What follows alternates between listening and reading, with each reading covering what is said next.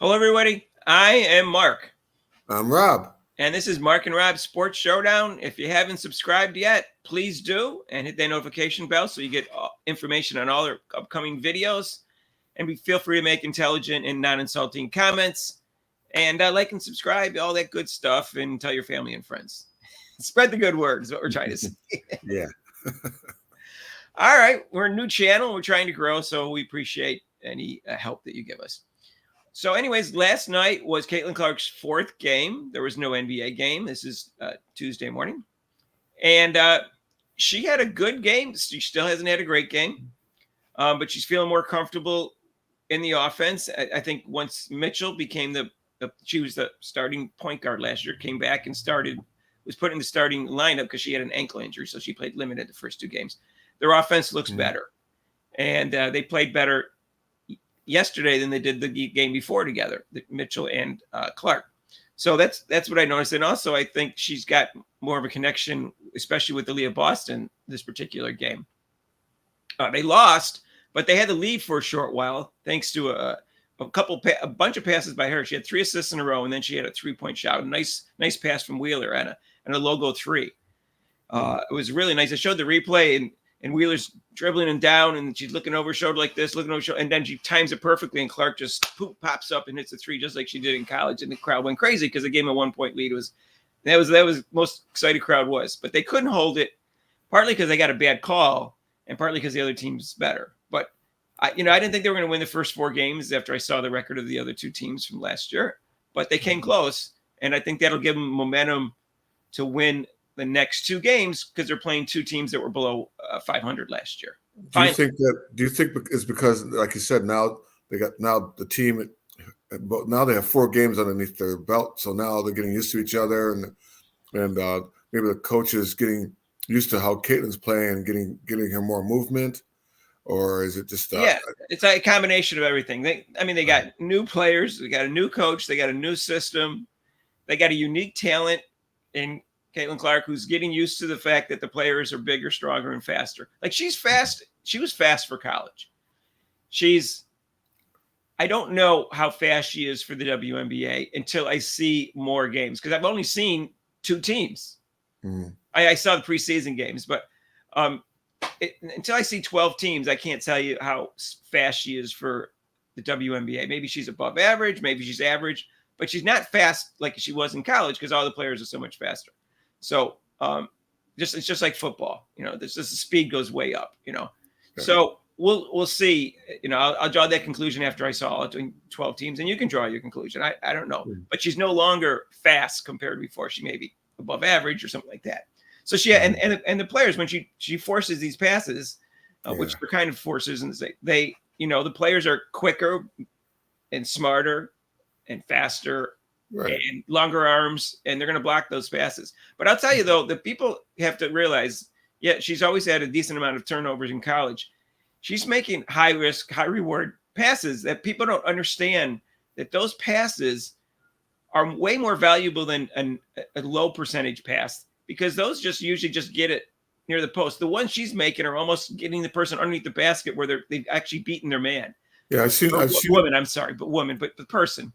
Yeah, I've seen it, like you said, threading the needle. I mean, there's the basic pass where the person, like you said, post in the post to Boston and turn and shoot. But there's, when you're like you said, as being an excellent passer, you have to anticipate where the player is going, and you throw the ball there, and the timing. That's just like in football, the timing is right there, and that's she's got that. But some of the passes she's making are where the person now is going to be beating their person.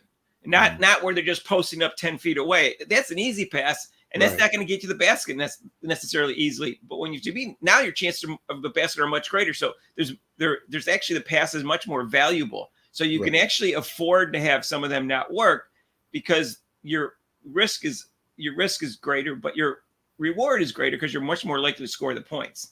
Right. So people have to understand that when you're making those type of passes, you're going to get more assists. You're also going to get more turnovers. But it'd be nice if she get 2-1. I think the style that she's playing, I think she can get a 2-1 ratio for assist to turnover. And hopefully, like you said, 1.8 in college. And hopefully the players will start making the shots, and that'll definitely bring up the assist total. So, I feel like these, like I said, they played against one of the two best teams in the league. So I think that's a good gauge for them. So now when we start playing these other teams, they should really start gelling.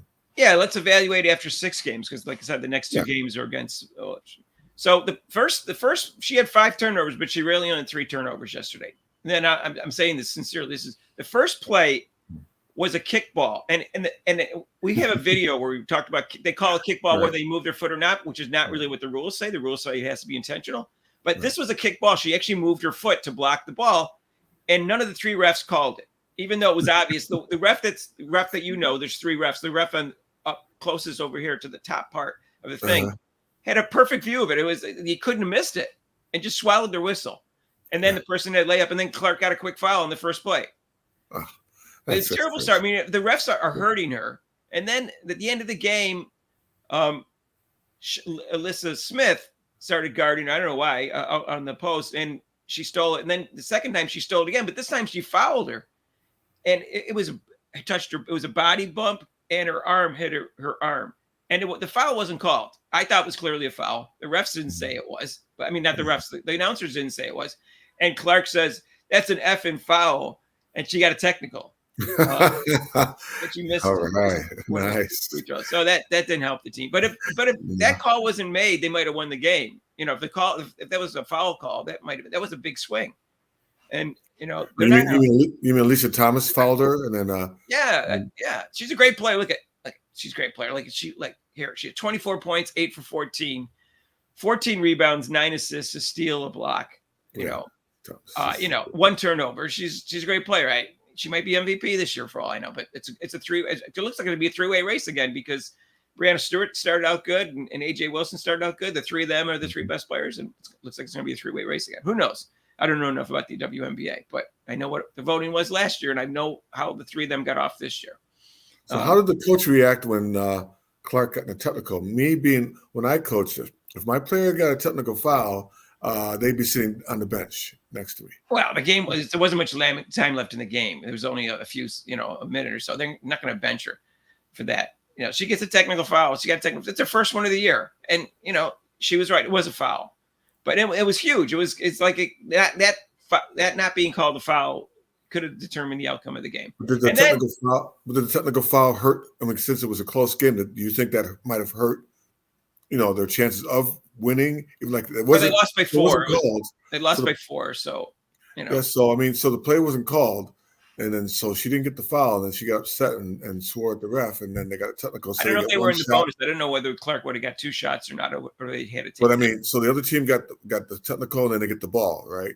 Right. So that's almost a 3. Clark actually had a fouler because she was going to get a layup. So she got the technical foul and the 2 shots. So yeah, but I think she didn't make all 3 shots. I think she missed the technical. And then, but yeah, so it was unfortunate play. But you can't bench a person with a minute left just because that's her first one of the year. In the middle of the game, fine. Yeah, with her, I probably wouldn't have benched her, but I definitely would have said hey, I know that was a foul, but you got. I mean, the whole game. I mean, I've called timeout where the referees were horrible, and I said, look, the referees are horrible. So we already know that. So we just got to keep playing. I'm not saying I don't think there's any conspiracy against her from the refs, but they've given her nothing in this. They're basically saying we're not giving you any favoritism just because you get a lot of publicity. And it's almost like the opposite. They're actually, they're actually against her in terms of the calls that I see. They're doing it not to show that they're for her. They're erring on the side of saying we're not favoring her, and they end up being unfavoritism towards her. That's the impression I get because like the first call in the first game, the guy imaginary foul. Oh yeah, that foul. Yeah, I was like, I was like, what? I'm showing you right now. I'm not going to give you favoritism, so I'll give you a phantom call. I mean, right off the bat, I was like, what? What are you doing? I said, okay. I'm sure that'll even out through the season, but they're not doing her any favors right now. Anytime she got foul calls, it was clearly a foul. So they weren't doing her favors there, but she's got called for fouls that weren't fouls. But she's trying on defense. I know she has limitations on defense. And she went through she didn't go around the screen. She went behind it, and the person took a 3-point shot and made it. That was a mistake. But, I don't know I had to see the replay to see what the angle was. Was it realistic to go in front of it or not? But that was wrong. You know, she's still learning on defense in general, and she's still learning even more how to play defense in the WNBA, where the players are better. The pick and roll defense in both leagues are driving me, even in college, are driving me crazy from a defensive standpoint. Because if you know that, like with the Knicks, you got Halliburton. He's he's a 3-point shooter. Why are you going behind the screen? Or same thing, for me, I teach them, if you're going to, one thing is communication. When you're playing defense, you have to talk.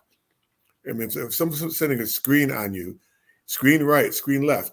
And so then you as the player, when you're going to get screened, either you step up closer to the player, or the guy who's defender, you have to let them go through. You have to slide through.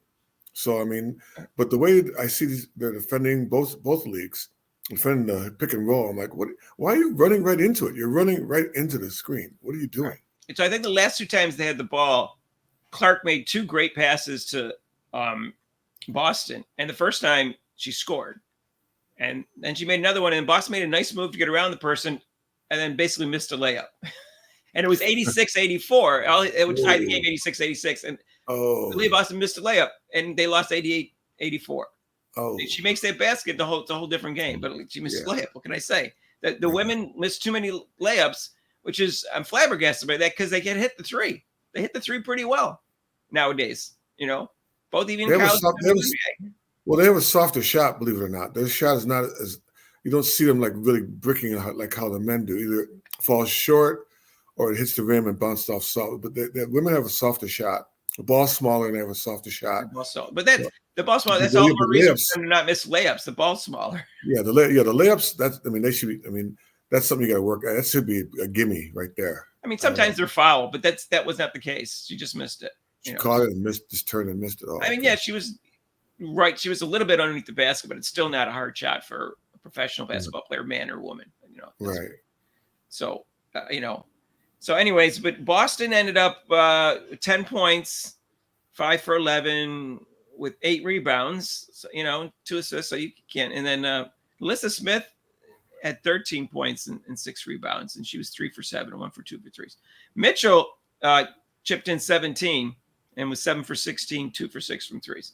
So she had 5 assists. So Mitchell played pretty well. She played better than she did the game before. The game before she was doing too much one-on-one. Mitchell's really fast. She seems faster every time I see her. It's probably because she was coming off a sore ankle. But the first 2 games, I didn't notice her speed, but she's only playing like 11 minutes coming off a sore ankle. The last 2 games, I go, she's running around like crazy. She's the fastest person on the court the last 2 games, as far as I can tell. She's one of the fastest people in the league. So that's going to be a nice combination once the 2 of them get used to playing each other. She made a nice pass to Clark that gave Clark a 3-point shot. So I think they're learning to play with each other. I think the team could win the next 2 games because I think they have talent. And I really think that's why people making comments in like Yahoo and under videos and YouTube saying that her teammates suck. These Clarksies that you call them. We're going to call them Clarksies. Clarksies are there we go. Clarksies. Clarksies, yeah. It's Rob's name for what is the Swifties for Taylor Swift? Like Taylor Swift can do no wrong, which is fine. I have nothing bad to say about Taylor Swift. She's not a super great singer. She's still a talented songwriter and a good singer. So these Clarksies doesn't think Clark can do anything wrong, which is so, and they blame everything 100% on her teammates, the coach, and everything like that. And they say her teammates suck. They really don't suck. Like I said, people are forgetting they played against the second best and third best team in the first 4 games. Right. And so they had those teams all have big front lines who are like all, MVPs, MVP runner-ups, all pros. Right. And so they're not going to look as good as they do against the average team and the below average teams. So, but I guess Boston was an all-star last year and rookie of the year, and she shot like 57% from the field. Mm-hmm. She doesn't look like someone who shoots 57% from the field. I've seen her miss a lot of easy shots underneath the basket. But again, she's playing against better defenders the first 4 games. So let's see how they do the next 2 games. Yeah, plus it's early in this, like I said, still early in the season. So, she'll get together. And you're right, getting used to a new player. Because Clark's a new player on the team. So they're getting used to her. And she's getting used to them. And so, yeah, but I just like their support, though. I mean, there's no like, oh, my gosh. But they're supporting her. Boston's behind her. Just keep, Right. telling her, giving her advice, says, "Hey, keep playing hard. You can do this," which is great. That's what you do. So Clark ended up being 5 for 11 and 3 for 7 for threes, 4 for 4 and 3 throws. I don't think she's missed a free throw this year. And 5 assists, 5 turnovers, and 2 block shots for someone who doesn't play defense. That's pretty good. And 3 rebounds. Like I said, the thing about defense is she is trying, though. She's making the effort. She knows she doesn't have to play 40 minutes anymore. And she knows that if she gets in foul trouble, the game's not necessarily over like it was in Iowa. Iowa was never going to beat a good team or even an average team without if she gets fouled, she fouls out. So she did. So I think she slacked off on defense on purpose because she knew she'd get in foul trouble. And she's got to learn to play better defense without getting fouls. Yeah, move your feet. She's got to move. I know she doesn't move. Her arms are fairly long, fairly quick. So she's just got to move her feet to the spot. That's all. And she has to body up a little bit more. And do you feel it's good for her? Like, I mean, you said they took her out for a little while. No, they didn't put her. When she hurt her ankle, she went in the locker room. She came back out. There was still 5 minutes left, and she didn't put her back in. I don't know why she didn't put her back in, but they were playing pretty well without her. They went on a little run, but maybe she was just saying, let's see how the ankle feels when she sits down for a while before and then check with her at halftime. Oh, okay. She did, and then she played almost the entire second half. She went out in the end of the third quarter, and she played the entire fourth quarter, and like I said, almost all the third. So she ended up with still playing, I think 27 minutes.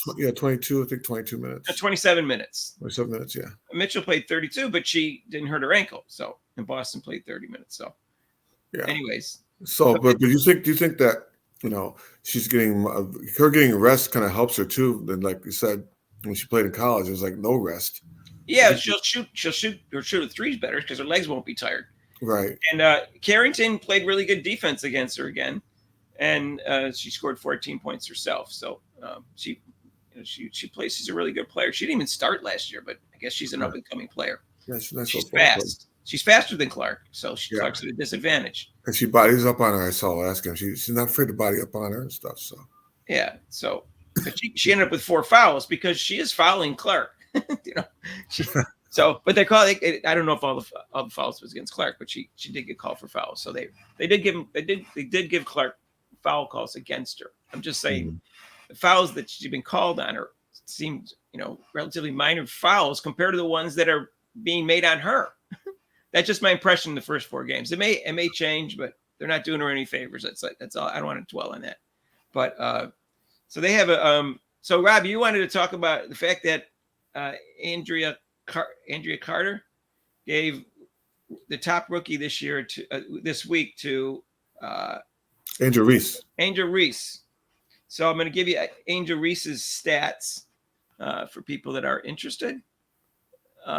Angel Reese's stats is she's averaging 11.5 points, 8.5 rebounds. 6 of them offensive, which is impressive. 1.5 assists, one steal, and 2 turnovers.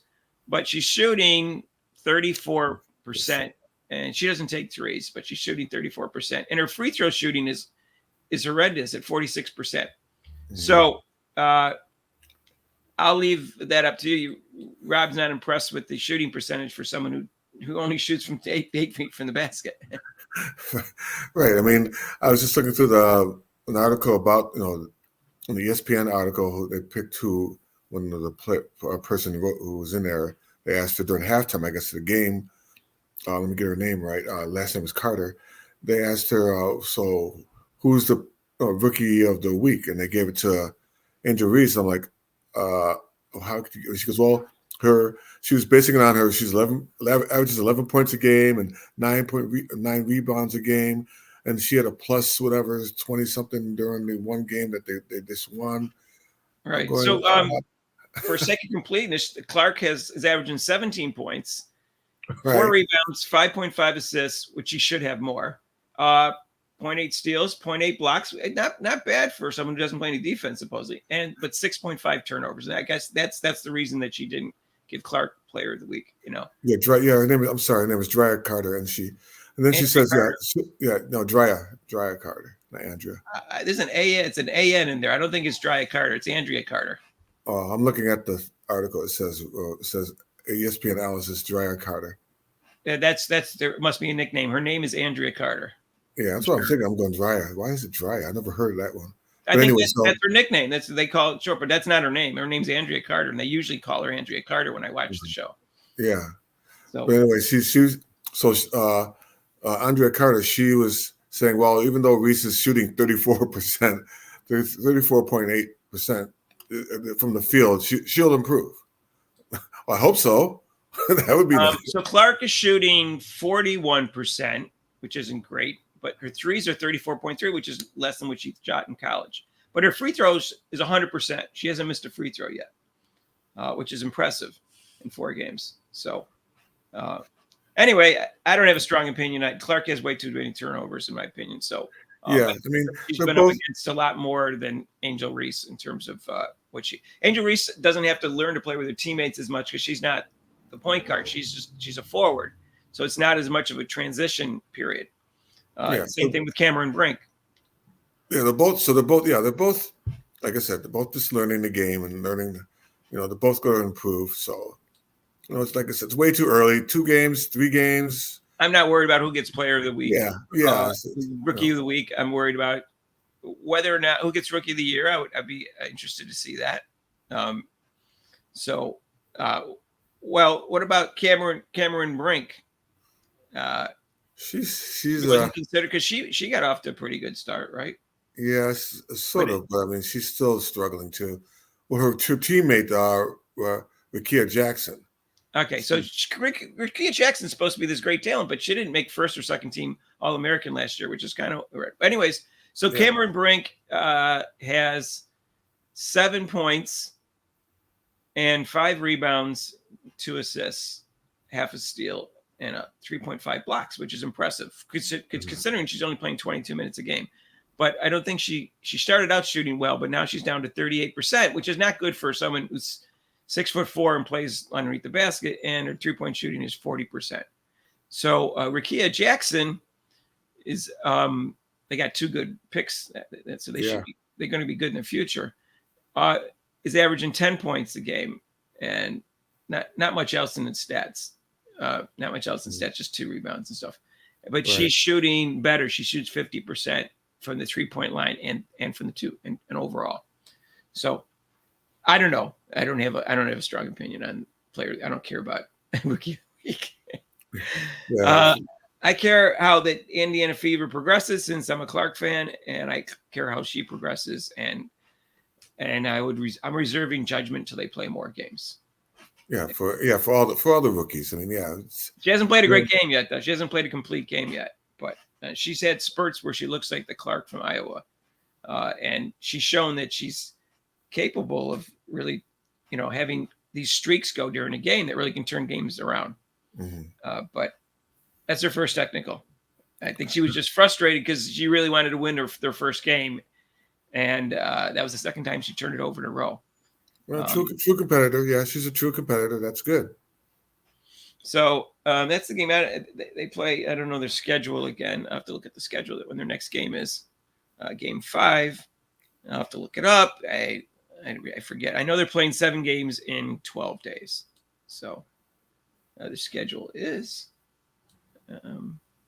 Lost. And they play 5/22, which is tomorrow. They play tomorrow. 5/22 at 10 o'clock. I don't think it's being televised because it has no channel underneath it. And they play against the Storm, and then they can play against the Sparks on the 24th, and then the next day they have to play the Aces. Not even 2 days in between, and that's on NBA TV. And that's going to be the 25th. So they're not going to win that game, but they could win these 2 games, the Sparks and the Storms. They could win against them. They weren't big teams. The Sparks right now are 0-2, and the Storm is 1-3. So they could win those games. And like I said, so we'll see what happens. They're not going to beat the Aces. No. So let's get these 2 wins in. If they want to make the playoffs, they're going to have to beat. They're going to have to beat the teams that are in the top 3 or 4 in order to. Well, they could beat the teams that are in their league, So right now they're in the bottom. 12 teams. So there's 12 teams. So. Yeah. Minnesota's 2-0, so we'll see. Anyways, so never a WNBA fan, but I'm trying to at least be knowledgeable on it since I'm watching Caitlin Clark play. We'll see how she does. All right. That's it for today. Game tonight is Tuesday, so the game tonight starts in Boston. Indiana, I guess I'll take Boston, obviously. I'm wearing my Boston green here, so I guess you know who I'm taking. And tomorrow is the Dallas at Minnesota. And I'll take Minnesota in that game. And you got your Boston. Oh, you're a Boston fan now because Indiana beat the Knicks. Yes. Poor Rob. He hates the teams that beat the Knicks. All right. All right, Rob. That's fine. Don't forget to like and subscribe. Make some comments. Intelligent, not insulting comments.